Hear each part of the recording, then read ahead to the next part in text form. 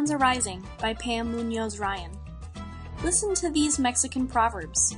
What does each proverb mean to you? Aquel que hoy se cae se levantará mañana. He who falls today may rise tomorrow. Es más rico el rico cuando empobrece que el pobre cuando enriquece. The rich person is richer when he becomes poor than the poor person when he becomes rich. Esperanza Rising is the story of a girl named Esperanza Ortega. Esperanza is the daughter of a very wealthy family and lives on a beautiful ranch in the city of Aguascalientes in Mexico.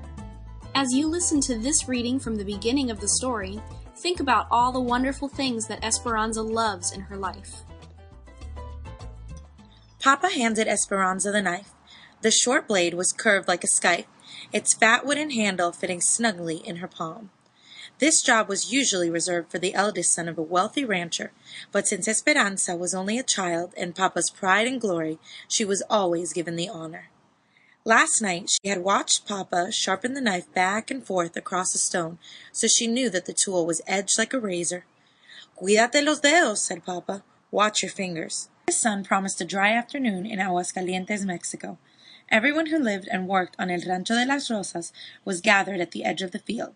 Esperanza's family, the house servants in their long white aprons, the vaqueros already sitting on their horses ready to ride out to the cattle, and 50 or 60 campesinos, straw hats in their hands, holding their own knives ready. They were covered top to bottom in long-sleeved shirts, baggy pants tied at the ankles with string, and bandanas wrapped around their foreheads and necks to protect them from the sun, dust, and spiders. Esperanza, on the other hand, wore a light silk dress that stopped above her summer boots, and no hat. On top of her head, a wide satin ribbon was tied in a big bow, the tails trailing in her long black hair. The clusters were heavy on the vine and ready to deliver. Esperanza's parents, Ramona and Sixto Ortega, stood nearby. Mama, tall and elegant, her hair in the usual braided wreath that crowned her head, and Papa, barely taller than Mama, his graying mustache twisted up at the sides. He swept his hand toward the grapevines, signaling Esperanza. When she walked toward the arbors and glanced back at her parents, they both smiled and nodded, encouraging her forward. When she reached the vines, she separated the leaves and carefully grasped the thick stem. She put the knife to it, and with a quick swipe, the heavy cluster of grapes dropped into her waiting hand. Esperanza walked back to Papa and handed him the fruit. Papa kissed it and held it up for all to see. "La cosecha," said Papa. "Harvest." "Ole, ole!" A cheer echoed from around them. The campesinos, the field workers, spread out over the land and began the task of reaping the fields. Esperanza stood between Mama and Papa with her arms linked to theirs and admired the activity of the workers. "Papi, this is my favorite time of the year," she said, watching the brightly colored shirts of the workers slowly moving among the arbors. Wagons rattled back and forth from the fields to the big barns where the grapes would be stored until they went to the winery.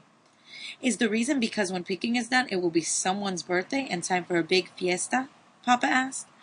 Esperanza smiled. When the grapes delivered their harvest, she always turned another year. This year she would be 13. The picking would take 3 weeks, and then, like every other year, Mama and Papa would host a fiesta for the harvest, and for her birthday. Marisol Rodriguez, her best friend, would come with her family to celebrate. Her father was a fruit rancher, and they lived on the neighboring property. Even though their houses were acres apart, they met every Saturday beneath the home oak on a rise between the two ranches. Her other friends, Chita and Bertina, would be at the party too, but they lived further away and Esperanza didn't see them as often. Their classes at St. Francis didn't start again until after the harvest, and she couldn't wait to see them. When they were all together, they talked about one thing, their quinceañeras, the presentation parties that they would have when they turned 15. They still had 2 more years to wait, but so much to discuss.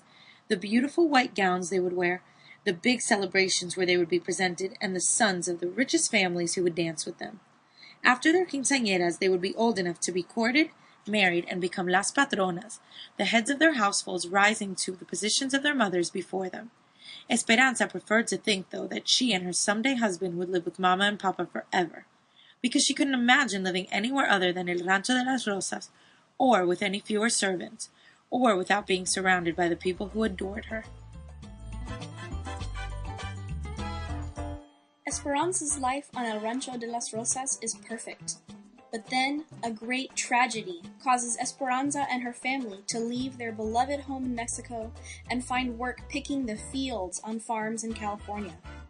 In Spanish, the word Esperanza means hope. As you listen to this reading from later in the story, think about all that has changed in Esperanza's life. What do you think she hopes for?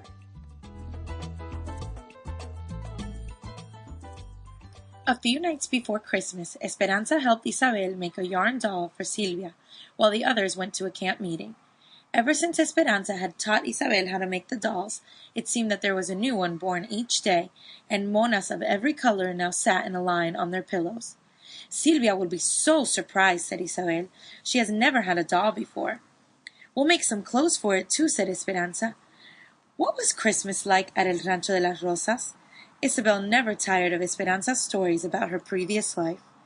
Esperanza stared up at the ceiling, searching her memories. Mama decorated with Advent wreaths and candles. Papa set up the nativity on a bed of moss on the front hall. And Hortensia cooked for days. There were empanadas filled with meat and sweet raisin tamales. You would have loved how Abuelita decorated her gifts. She used dried grapevines and flowers instead of ribbons. On Christmas Eve, the house was always filled with laughter and people calling out, Feliz Navidad! Later, we went to the Catedral and sat with hundreds of people and held candles during midnight mass. Then we came home in the middle of the night, still smelling of incense from the church, and drank warm atole de chocolate and opened our gifts. Isabel sucked in her breath and gushed, What kind of gifts? I can't remember, said Esperanza, braiding the yarn doll's legs. All I remember is being happy. Then she looked around the room as if seeing it for the first time. One of the table legs was uneven and had to be propped by a piece of wood so it wouldn't wiggle. The walls were patched and peeling. The floor was wood plank and splintery, and no matter how much she swept, it never looked clean. The dishes were chipped and the blankets frayed, and no amount of beating could remove their musty smell. Her other life seemed like a story she had read in a book a long time ago. Un cuento de hadas, a fairy tale.